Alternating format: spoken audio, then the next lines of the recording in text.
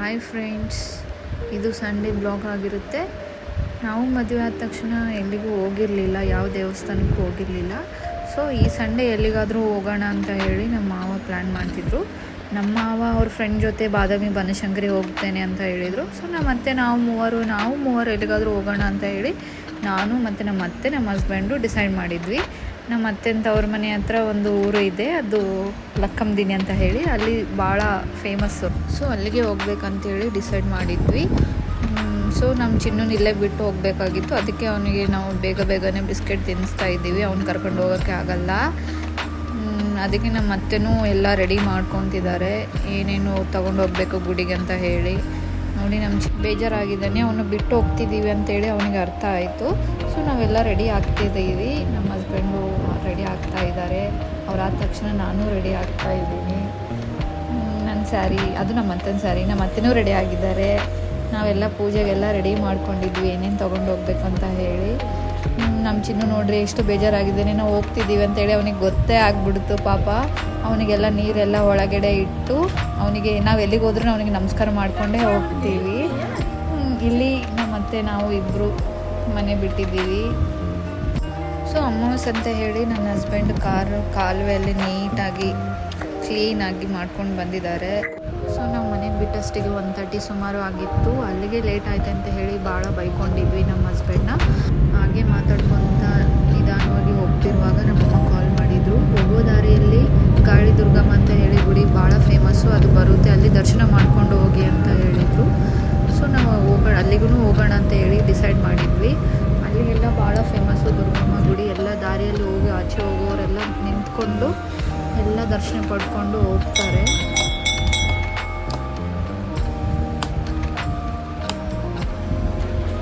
ಹೋಗಿ ನಾವೆಲ್ಲ ಕಾಯಿ ಹೊಡ್ಕೊಂಡು ಸ್ವಲ್ಪ ಹೊತ್ತು ಕೂತ್ಕೊಂಡು ಪ್ರಸಾದ ತೊಗೊಂಡು ಬಂದ್ವಿ.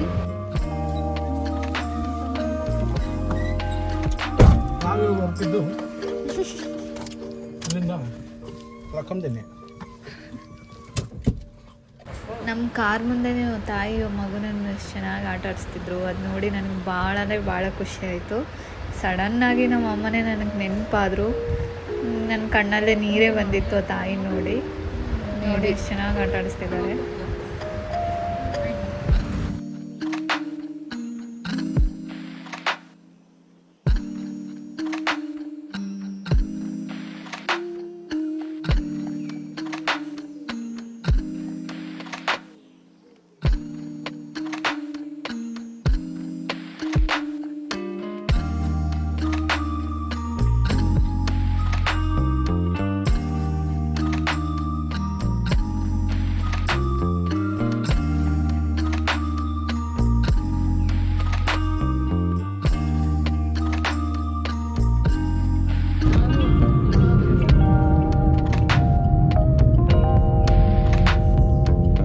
ಫೈನಲಿ ನಾವು ಲಕ್ಕಂದಿನಿ ಹೆಬ್ಬಾಗಿಲಿಗೆ ಬಂದುಬಿಟ್ಟಿದ್ವಿ.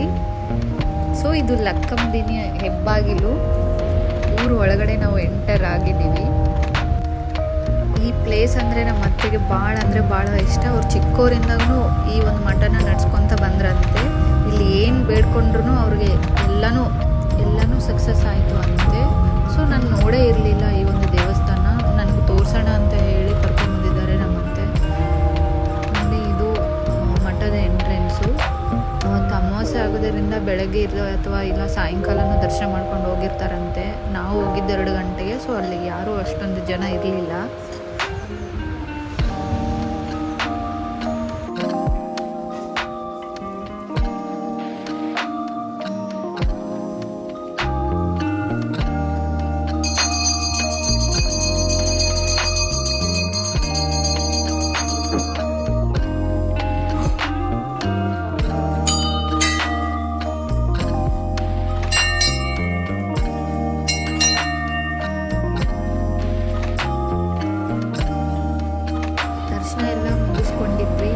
ಊಟದ ಸಮಯ ಆಗಿತ್ತು. ಸೊ ಅಲ್ಲೇ ಮಠದಲ್ಲೇ ಊಟ ಕೊಟ್ಟಿದ್ರು, ಅಲ್ಲೇ ಊಟ ಮಾಡಿದ್ವಿ. ಊಟ ಮಾತ್ರ ಸಖತ್ತಾಗಿತ್ತು, ಚೆನ್ನಾಗಿತ್ತು. ಅನ್ನ ಸಾಂಬಾರು ಮತ್ತು ಹುಣಸೆ ಖಾರ ಚಟ್ನಿ ಕೊಟ್ಟಿದ್ದರು. ಅದಾದ ತಕ್ಷಣ ಸ್ವಲ್ಪ ಅಲ್ಲೇ ಫೋಟೋಶೂಟು ವಿಡಿಯೋ ಎಲ್ಲ ತೆಗೆಸ್ಕೊಂಡಿದ್ವಿ. ನಮ್ಮ ಹಸ್ಬೆಂಡ್ ಎಲ್ಲ ನಂದೆಲ್ಲ ಶೂಟ್ ಮಾಡಿದರು. ಬಟ್ ಆ ಒಂದು ಪ್ಲೇಸ್ ಭಾಳ ಅಂದರೆ ಭಾಳ ಪೀಸ್ ಅನಿಸ್ತು ನನಗೆ. ಭಾಳ ಅಂದರೆ ಭಾಳ ಇಷ್ಟ ಆಯಿತು. ಇಲ್ಲೆಲ್ಲ ಸ್ವಲ್ಪ ಹೊತ್ತು ಕೂತ್ಕೊಂಡು ಮತ್ತು ನಮ್ಮ ಹಸ್ಬೆಂಡ್ ರಿಲೇಟಿವ್ಸ್ ಮನೆಗೆ ಹೋಗಿದ್ವಿ. ಅಲ್ಲೆಲ್ಲ ಊಟ ಮಾಡಿಕೊಂಡು ಸ್ವಲ್ಪ ಹೂವು ಇದ್ದು ಅಲ್ಲಿ ನನ್ನ ಪೂಜೆಗೆ ಬೇಕೇ ಬೇಕಂತ ಹೇಳಿ ನಾನು ಹರ್ಕೊಂಡಿದ್ದೆ. ಭಾಳ ಅಂದರೆ ಭಾಳ ಚೆನ್ನಾಗಿದ್ದು ಹೂವು. ಅದಾದಮೇಲೆ ಊರಿಗೆ ಹೊರಡೋಣ ಅಂತ ಅಂದ್ಕೊಂಡಿದ್ವಿ. ಸೊ ಇಲ್ಲಿಂದನೇ ನಮ್ಮ ಅತ್ತೆನ ತವ್ರ ಮನೆ ಸ್ವಲ್ಪ ದೂರನೇ ಇತ್ತು. ಹೋಗೋಣ ಅಂತ ಹೇಳಿ ನಮ್ಮ ಅತ್ತೆಗೆ ಅರ್ಧ ಮನಸ್ಸಿತ್ತು. ನಾವೇ ಹೋಗ್ಬಿಡೋಣ, ಹೋಗ್ರಿ ನಡೀರಿ ಅಂತ ಹೇಳಿ ಕರ್ಕೊಂಡು ಹೋಗಿದ್ವಿ. ಇದೆಲ್ಲ ನಮ್ಮ ಮಾಡಿಗಿರಿ ಅಂತ ಹೇಳಿ ಊರು. ಇದೆಲ್ಲ ಎಂಟ್ರೆನ್ಸು.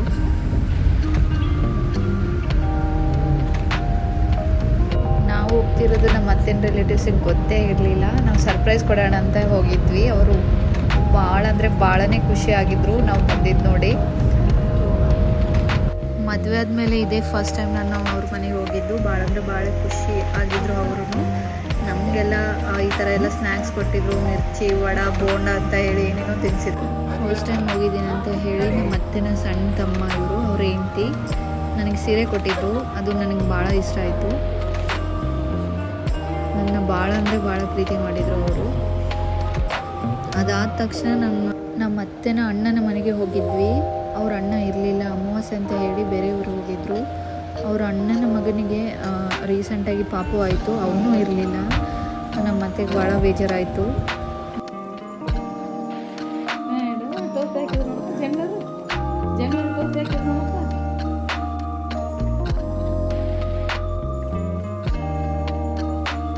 ಹಂಗೆ ಹೋಗಮ್ಮ ಅನ್ಕೊಂಡ್ವಿ. ನಾ ಇಲ್ಕೊಂಡ್ ಬಂದ್ವಿ, ಬೆಳಗ್ಗೆ ಮತ್ತೆ ಬರಕಾಯ್ತು. ಹೋಗಿ ಬರಮ್ಮ ಮೇಡಮ್ ಬಂದ್ವಿ. ನಾಳೆ ಜಾತ್ರೆ ಬರ್ತಲ್ಲ, ನನಗಂತೂ ಫುಲ್ ಟಯರ್ಡ್ ಆಗಿಬಿಡ್ತು. ಸಾಯಂಕಾಲ 7 ಗಂಟೆ ಸುಮಾರು ಆಗಿತ್ತು. ನಾವು ಇನ್ನೂ ಇಲ್ಲೇ ಇದ್ವಿ.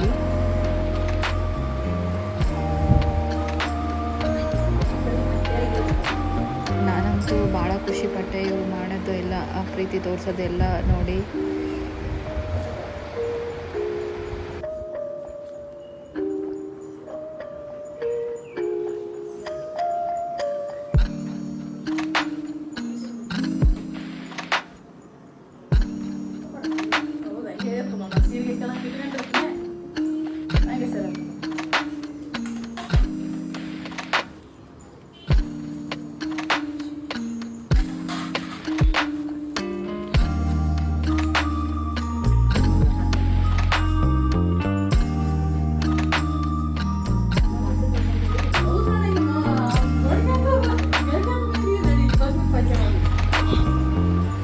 ನಾವು ಅವರ ಆಶೀರ್ವಾದ ತಗೊಂಡಿದ್ವಿ.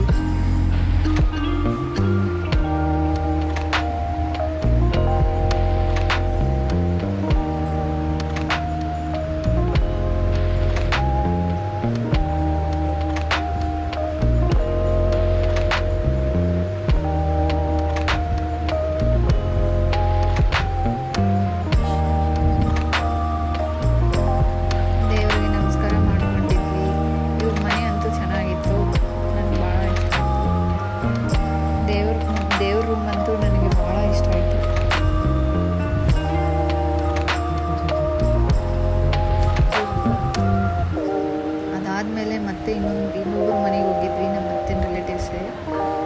ಇವಳ ಹೆಸರು ಸಂಜನಾ. ಅಲ್ಲಿನೂ ನನಗೆ ಸೀರೆ ಕೊಟ್ಟರು.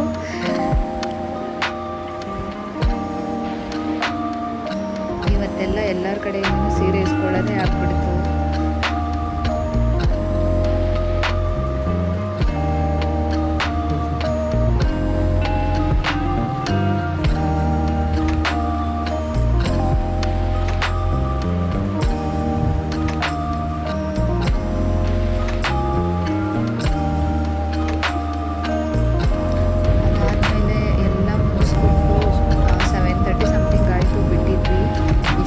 ನಮಗೆ ನಮ್ಮ ಚಿನ್ನು ನೆನಪೇ ಆಗಿರಲಿಲ್ಲ. ಇವಾಗಂತೂ ನಮಗೆ ಭಾಳ ನೆನಪಾದ. ಏನು ಮಾಡ್ತಿದ್ದಾನೋ ಏನು ಅಂತ ಹೇಳಿ ಅವ್ನು ಬಿಟ್ಟು ಬಂದುಬಿಟ್ಟಿದ್ವಲ್ಲ, ನಮ್ಮ ಮೇಲೆ ಅವನು ಭಾಳ ಅಂದರೆ ಭಾಳ ಸಿಟ್ಟು ಮಾಡ್ಕೊಂಡಿದ್ದಾನೆ. ಸೊ ಅದಕ್ಕೆ ನಾವು ಸ್ವಲ್ಪ ಫಾಸ್ಟಾಗಿ ಹೋಗ್ತಿದ್ವಿ. ಇದು ಬೆಳಗ್ಗೆ ಬಂದಿರೋ ರೂಟ್ ಇದು.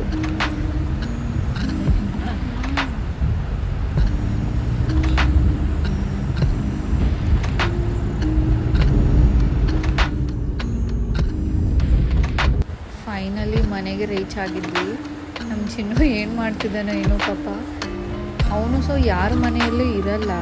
ಸೊ ಅದಕ್ಕೆ ನಾವು ಒಬ್ಬರ ಮನೆಯಲ್ಲೂ ಒಂದಿನ ಆದರೂ ಸ್ಟೇ ಮಾಡೋಕ್ಕೆ ಆಗಲ್ಲ. ಯಾಕಂದರೆ ಅವನಿಗೆ ತಿಂಡಿ ಬೇಕು, ಎಲ್ಲ ಬೇಕು. ನಮ್ಮನ್ನು ಬಿಟ್ಟು ಇರೋಕ್ಕೆ ಆಗಲ್ಲ ಅವನಿಗೆ. ನಾವು ಬರ್ತಿರೋ ಶಬ್ದ ಅವನಿಗೆ ಗೊತ್ತಾಗಿದೆ ಅನಿಸುತ್ತೆ. ವೇಟ್ ಮಾಡ್ತಾ ಇದ್ದಾನೆ ಪಾಪ ಬೆಳಗ್ಗೆಯಿಂದ. ಅವನು ಏನು ತಿಂದಾನೋ ಏನೋ ನೋಡೀಗ. ಚಿಕ್ಕು